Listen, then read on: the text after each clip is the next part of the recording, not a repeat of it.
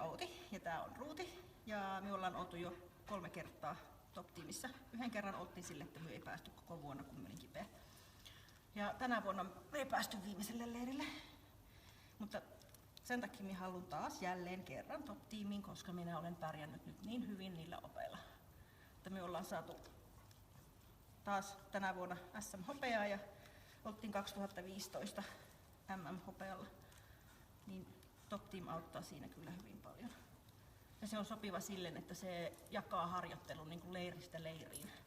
Että siinä on semmoiset sopivat välit. Ja sieltä saa läksyjä, ja varsinkin nyt kun on tullut se uusi systeemi, että pystyy valittamaan mitä itse tarvii, niin se konsepti on vielä parempi kuin ennen. Ja sen takia minä jälleen kerran haluaisin. Ja siis parapuolelta haen. Että ei me ehkä ihan pystytä normikisoissa kilpailemaan hirveän menestyksekkäästi, mutta parapuolella kyllä. Mulla on 2 koiraa kasvamassa, että senkin takia olisi ihan kiva päästä jälleen kerran mukaan.